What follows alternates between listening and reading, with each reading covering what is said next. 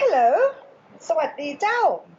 I'm back with two of my really, really dear friends, Lamorna Cheesman and Antoinette Jackson. Jackson, sorry. That's really okay. dear friend. But these are both like two very, very powerful and interesting women doing really, really exciting things in Chiang Mai. And I thought we'll just have a little chat with you guys, see how you're doing. So just a little brief, intro. Antoinette Jackson. She's a founder of Be Conscious, right? Which is the brand that you might have heard of is Super Bee. We'll talk about it in a minute. It's a social enterprise. Yeah. And she works up in the mountains. On the 1269 on the way to Samung. In the middle of Bampong Chai. It's kind of lovely. Yeah. And here is Lamorna Cheesman. Hi. Who, gosh, we went to school together, like what, nearly 40? Yeah. Don't worry about that. We don't need to talk about that. She's the manager of Studio Naenna, which her mother founded, and we'll be talking about that as well. And she works with local women on textiles. Yeah. So let's talk about you first and Super Bee. Tell us about it. What is Super Bee? Super Bee is originally the name Super Bee, or the name of the brand, came from my son. So I started making the beeswax wraps and concerned about single-use plastic, and I started to make the beeswax wraps and I sold them at local school market. When was this? 2015. Oh, pretty recent. Yeah. And and from that interest in the product, we decided to create a company, and what are we going to call it? And my son was like, let's call it Super Bee, and it's like a superhero that saves the earth from plastic. So that was how it was born, and we still have the original illustrations that he did, very cute. And bless him. Yeah, and the logo has like a hexagon, which is like a stop sign, which is kind of symbolic of like stop and think about what you're buying and so on. Bees, whatever you call them, wax or honey. Yeah. So we use the beeswax locally. And so tell us what is it? What is this? So the first product that we made was beeswax wrap. So it replaces plastic cling wrap, saran wrap, glad wrap, whatever you call it. Okay, so the main product or our bestseller is the beginner set. And this one is actually made with organic cotton, like all of our beeswax wraps. And this one is tie-dyed with indigo, which is the product that we collaborate on, Girl Power, And basically what you can do with this, is it okay if I sure. Came from her shop. So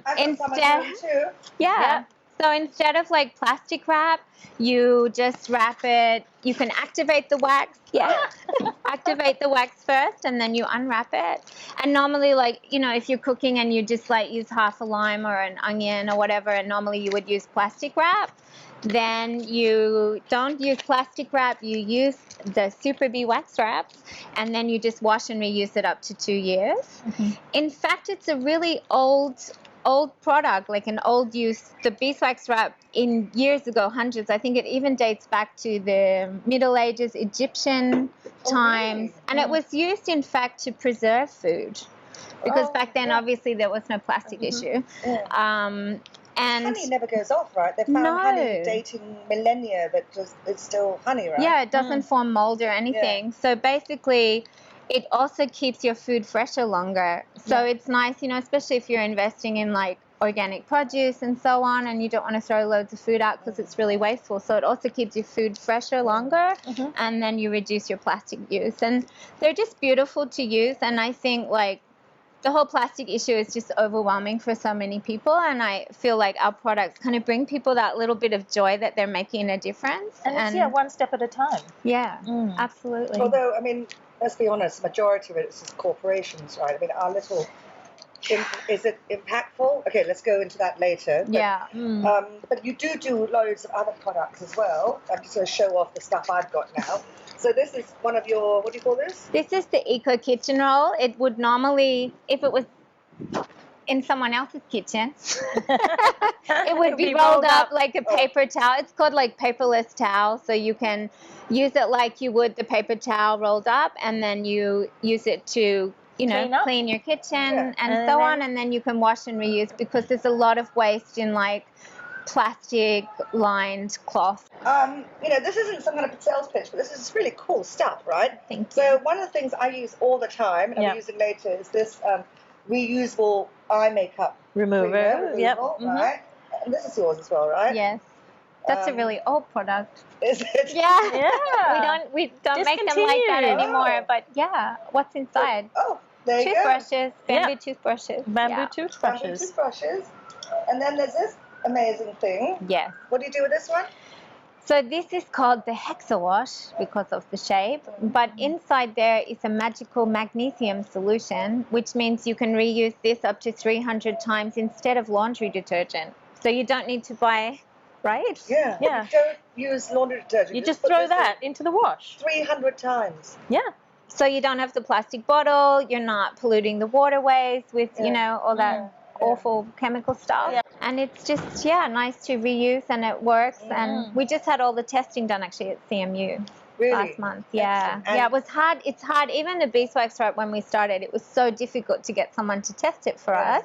These are all tested now, like food safe. But we would go to like labs and they'd be like, oh no, we only test plastic. And then I'd be like, well, it's kind of, you can do the same test but on this product. And eventually we found someone in Hong Kong. Oh, really? Yeah. Excellent. So, Lamorna, tell us what you do. So I work with hand-woven textiles, and we work with weavers within their communities, supporting women and to work within their homes so that they can look after their families and also be part of the community of traditional lives of Thai culture, Thai village lifestyle. Yeah. And then on top of that, of course, we work with natural dyes, and my mum has been passionate about working with environmental issues in terms of working with natural fibers, and also the natural dyes is indigo, basically, is one of our main dyes, and we've worked together with our indigo. Here you go. Naenna, pillows, yes. And of course, it's not just pillows, clothing, jewelry, fashion, scarves, and just trying to bring the traditional techniques into a modern lifestyle, and so people can use them on a daily basis. So I'm hearing a lot of women stuff, and both of your business are very women-centric. Yeah. So tell me a bit about that. I would have to say, without sounding sexist, that I prefer to hire women and work with women. What started for us is like this, I hate plastic business turned into like a social enterprise by finding like women who were in need of like proper jobs and so on. But the way they work together and lead each other and attention to detail is just mind-blowing for me. Like, I have such a wonderful team of women. How many? We have in total 30 team members, and we have 3 guys. Yeah, my husband is one of them. the boy bee. Yeah. This is the queen bee. And what about you? You work with a large group of women it's mainly women because of the traditional technique, which is weaving. It is culturally done by women in Thailand. So, of course, that's our main goal, is to be working with women, and then again to support them to be able to sustain their livelihoods through weaving, because it used to be a job that people would look down upon, and it was done on odd days as an extra income. But now if they could earn a proper income from it, then they can actually sustain their livelihoods from their techniques. Yeah, so you, and I mean pre-pandemic, let's not talk about the current situation yet. You had a large group of women. Yes, Well, the thing is that because weavers were working within their homes, and it was more like they would take on more work as they could, and things like that, depending on their responsibilities. But it could expand up to 50, and it could be down to 30, and then it could be down to 10, and then also depending on orders and things, what we're working on. And this all started for you with your mum, Patricia Naenna, who, I mean, she lived in Laos, right? Okay, so my mum, Patricia Cheesman, she was actually born in Singapore and brought up in Borneo. And then when she returned to the UK as a teenager with her family, she was educated there and escaped the cold and wet winters of England, and explored Southeast Asia, and finally settled in Laos in the 70s. Is that when she first got interested in textiles? Yeah, because she actually studied ceramics, but the textiles in Laos during the 70s just blew her mind, and she couldn't ignore the beauty of it. My dad was into ceramics, so in the late 70s. Yeah. They were They were actually all working together, weren't they? Yeah. There was a lot of sharing of knowledge then. Yeah. So then she moved here. And yes, we moved to Thailand in 1985. Yeah, right. And popped you and your sister out. Well, we were born a little bit before that, but yeah. Trying to be nice. Well, yeah. 80s, right? So Mum founded Studio Naenna. Yeah. And what was it like in the beginning? Oh, it was very grassroots, you know, because in the beginning, my mum, she didn't found the company, she didn't make the business because she wanted to make a profit. It was mainly just, she was doing her research on antique textiles and supporting the weavers by buying textiles, what they were making at the time, and bringing it home. And we just had stacks and stacks of textiles within our house. They've got a superb collection of really, really beautiful antique textiles. And so when we had groups of people that would come to listen to my mum give lectures about the antique textiles, then they wanted to start buying things. And so the business started from that, and then it grew through her connection and the trust of the weavers in her asking them to make something that was a little bit different from what they would traditionally make, in different colors or changing the design, but using the traditional techniques. So expanding the market range, and so people could then use these textiles in everyday life in modern world, America or Australia or in England and stuff like that. And you studied fashion. And I studied fashion Australia. manufacturing. Yeah. So you came back and took over. When was this? 2000. I came back in 2000, and my mum passed on the responsibilities of the company to me in 2005. Oh, by the way, Lamorna actually speaks better Northern Thai than I do, which is really, actually, it's not saying much, but very impressive. Well, when you work with local people, you sure, have to talk the local language. And she speaks fluent Thai. Went to my school briefly, Regina. Yeah, so, yeah, you flummox a lot of people with your red hair and Thai language. Yeah. Yeah. And what about you? How did Super Bee start? How did it start? So I was developing the product, and then, like I said, we were selling it at markets, and everyone loved them. So we made a video with a friend of mine, and my husband, who's a programmer, he made like the website for us, and we launched. It went viral. It did. It went overnight 1 million views. Yeah. It was crazy. How many? 1 million views overnight, and by the end of the week, it was like 5 million. That was insane. It was a very good video. Yeah. But you know, every time I watch that video, I think, I wish I had to iron the fabric, because like the fabrics are wrinkly. Doesn't matter. But there is this saying actually, like done is better than perfect. Yeah. And it was just one of those fun videos that we did, and it just right time, right place, and suddenly we had orders, and then I couldn't do it by myself anymore, and then I kind of put it out there like, are there any single mums that need help? Because I used to be a single mum, so I really like sympathized with that situation. And then I kind of uncovered this trend where I'm living, where people are vastly underpaid, like not even minimum wage, like 4,000 or 5,000 baht a month or something for full-time work. And I just found that outrageous. And so I started kind of like hunting for people that needed fair work and women who are in need, and, you know, it was just so fun, because actually before I started Super Bee, I wanted to leave Thailand. So I was ready to go, because I didn't feel so integrated in the community. I'd lived in Germany and Japan before, and I never had like expat friends. But I think because we came here with the kids, and then your kids are in school, and then you meet the other parents, but I was missing, like, I want to speak. I always used to look at Lamorna at school and like, I want to be like her, you know, like, because she speaks Thai perfectly, and you know, I couldn't make Thai friends so easily, and it was really hard, and I want to know all about the food, and I want to know everything, because I love culture, and I come from, like, I really love to travel and get in there, you know.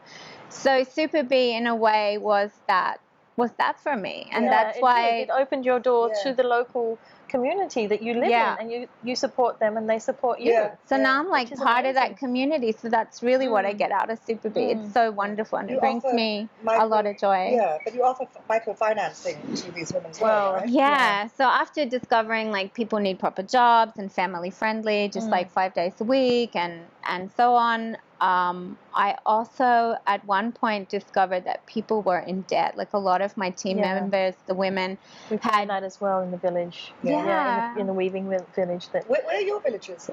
Just south of Chiang Mai, mainly Jom Tong area. Yeah. And it is. They get into this debt that is just forever going. So you provide microloans, and we do as well at Studio Naenna. Yeah. Especially around, it seems to be school term time. Yes. It seems to be when they really reach out. And the repayment has been...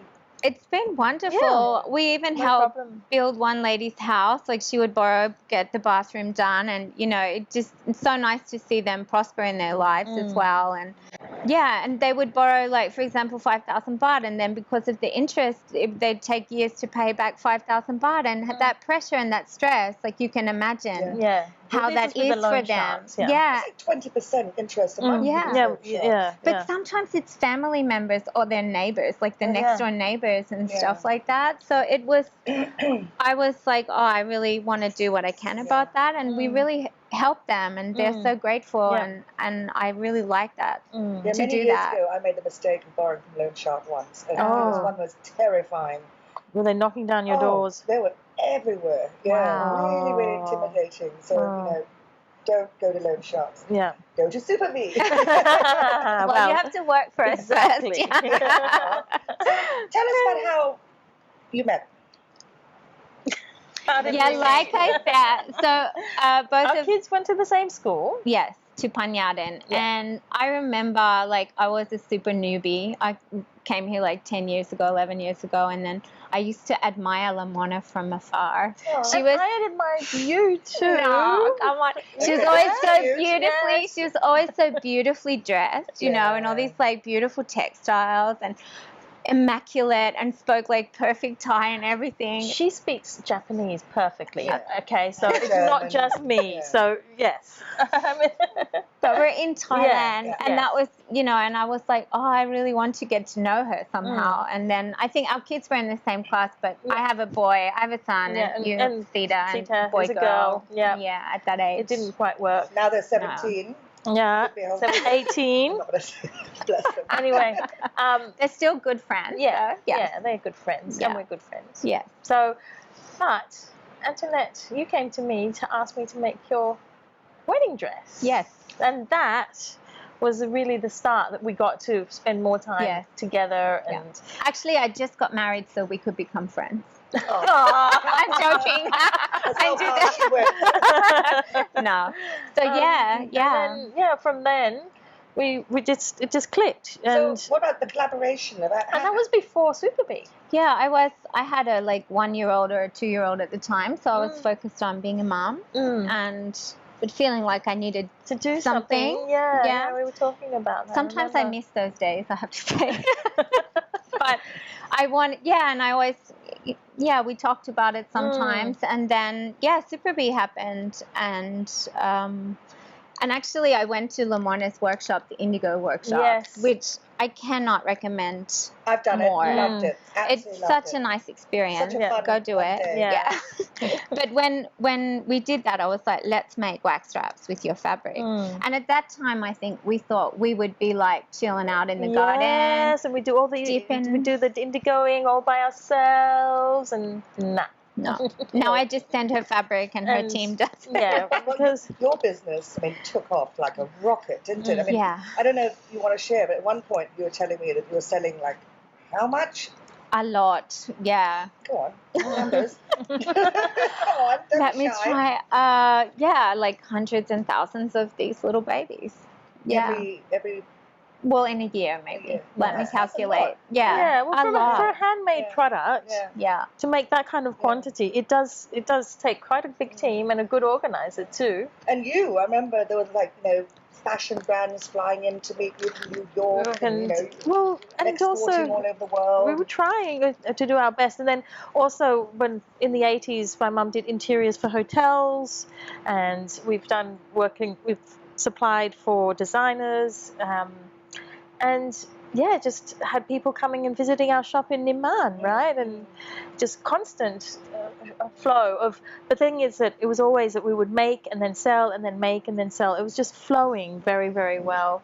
for quite a few years, until COVID hit. Yeah. But so how is it like to balance, your social and environmental responsibilities with making money, running a business? Yeah. How do you do that?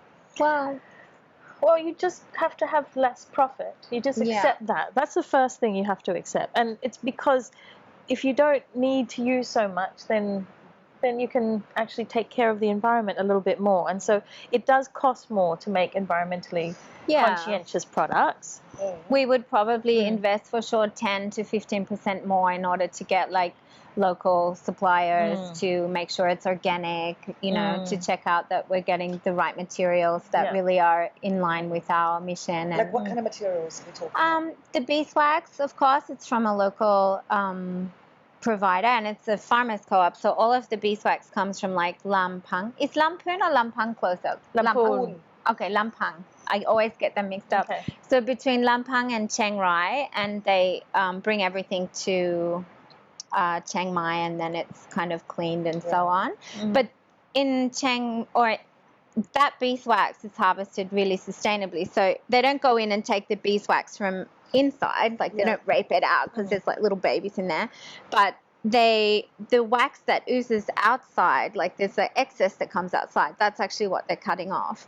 And we went once to meet the bees, like we took a whole team and we got out in our Lana outfits and we went to visit them, and there was no protection, like no protective clothing, and the guy just had a little bit of smoke, and then I'm holding up this whole like hive or tray of bees, and it was amazing like how they don't use like pesticides or different chemicals like they would in Europe, which is why in Thailand apparently there is no bee problem like there is in North America or Europe, because I interviewed Paul Page, a bee expert, a couple of years ago. God, I should bring him back on here. Actually, fascinating creatures. Bees are amazing. Yeah. Really naughty as well. They do all sorts of filthy stuff. The women do all the work while the men are just mating and eating. Yeah. Sounds a little bit like Chiang Mai, right? I was interviewing a Dan Whitty yesterday, and he was talking about how this is a very matriarchal society. And Oh, yes. You both proved that with the women you work with, right? Yeah, definitely. And within the communities, you can see it. Are these women leaders in the community? Yes. Yeah. I think the women that work for me, a lot of them they really have their shit together. I have to say, they are dealing with like obviously social issues sometimes with, like alcoholism and, Husbands. domestic violence, and there are those issues there, but they're tough. Wow, I'm so impressed. Yeah. You two aren't little softies either, right? We are. So what have you done to perhaps support one another? Well, we're always helping each other out. We call each other. We call each other. We're venting to each other all kinds of what is going on, and supporting each other with any business, not big issues, but just to be able to throw something at somebody and know that they'll just come back with maybe a different point of view to something that you wouldn't see. Yeah.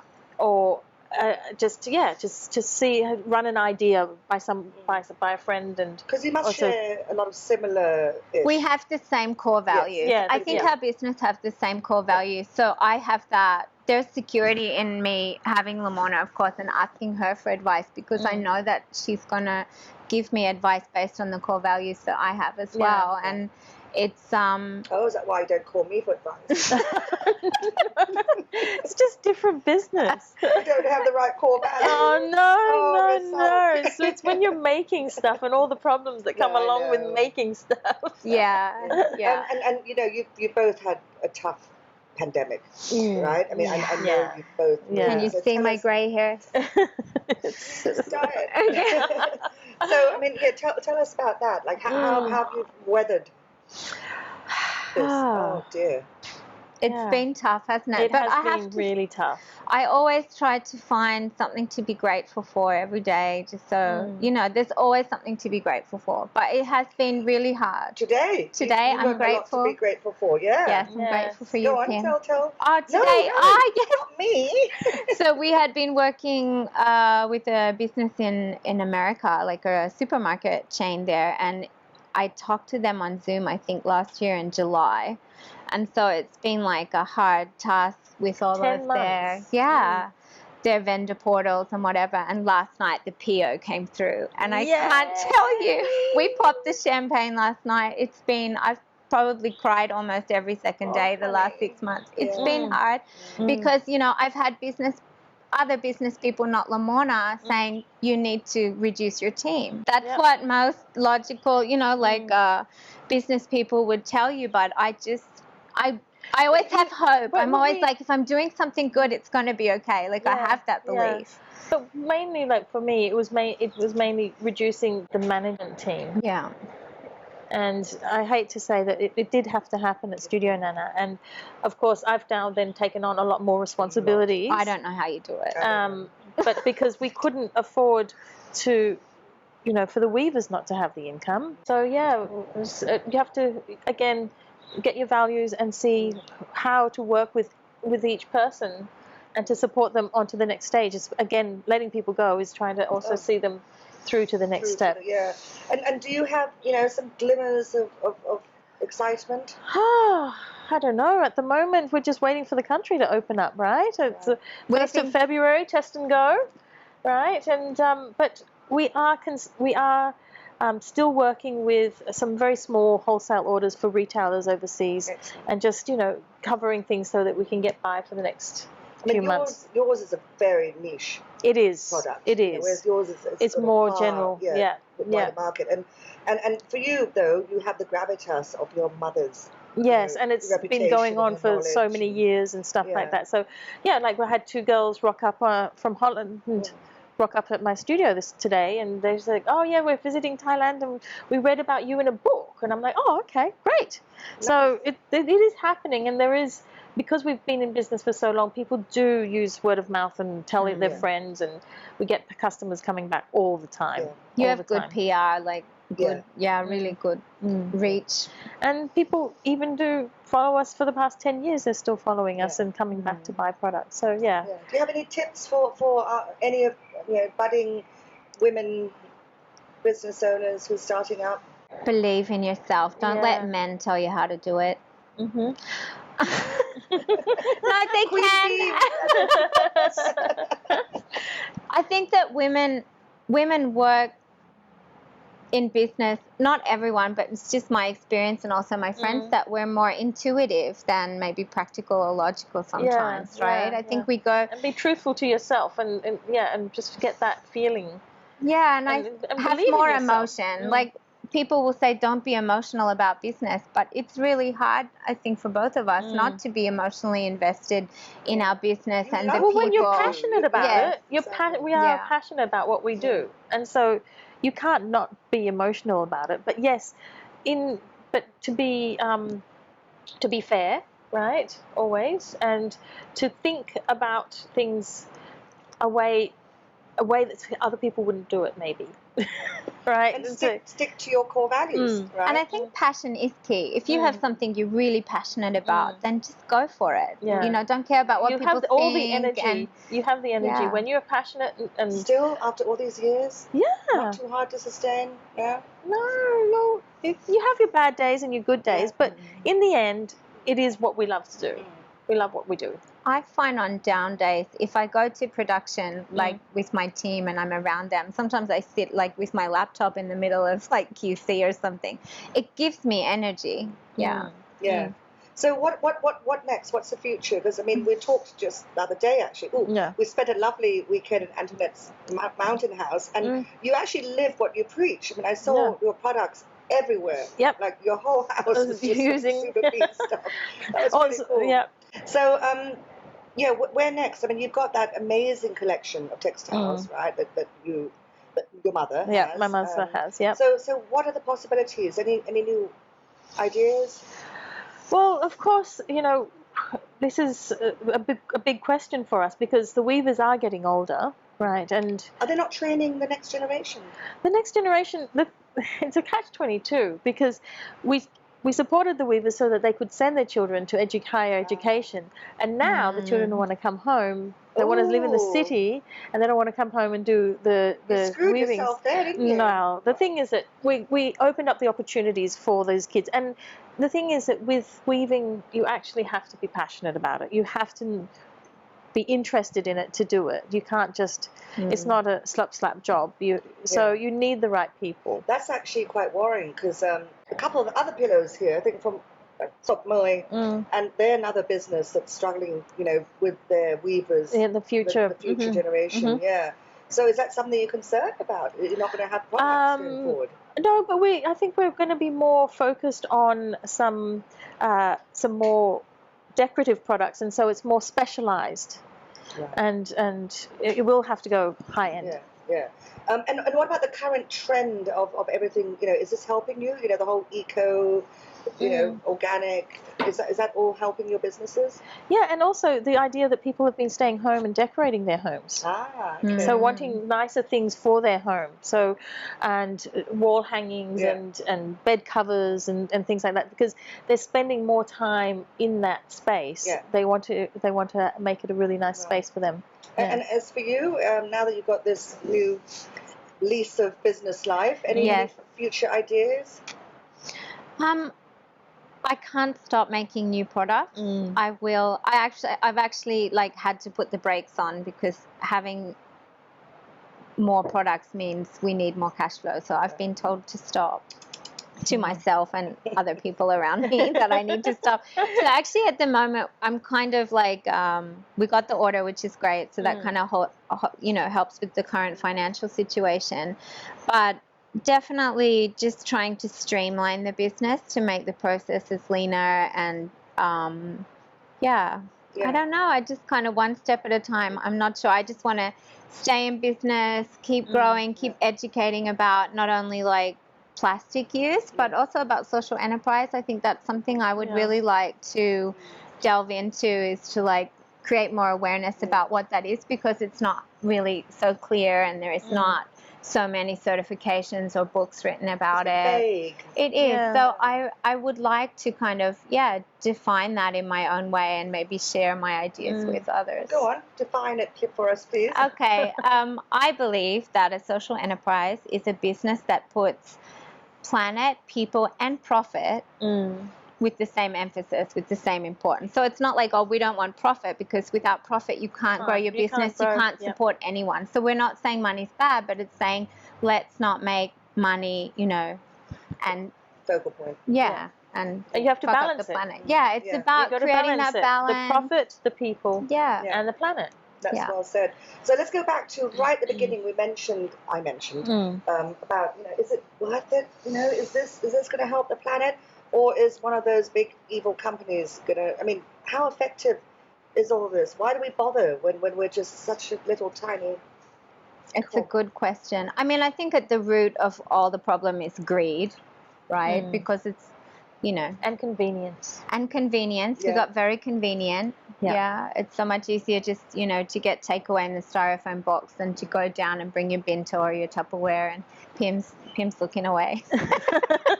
It's okay, everyone. But you get to a point, sometimes you get stuck and you need food, or you need to carry food from one location to another, and you don't have a container that you can reuse. It does happen. It happens sometimes. It does happen. But that's the thing, how important is it? I've seen an impact. So in the village in Meha, where Superbee is, and the surrounding villages, we have a coffee shop now that uses stainless steel straws.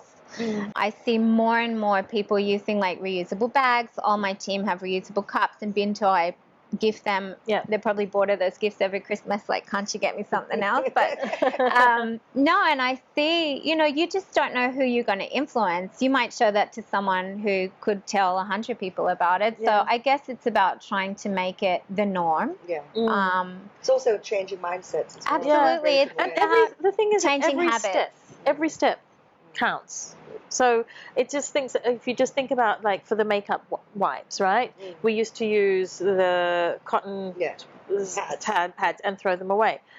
How much of that is actually cotton? How much of it is polyester? We don't know. So and polyester is made from oil, which is then dug out of the ground. So, you know, It's the thing plastic. is, It's polymer. It's polymer. So the thing Polyester is plastic. yeah, so it and is cotton. plastic in cotton. So the thing is that tiny little speck of oil is not being dug out of the ocean for you to wipe your eyes.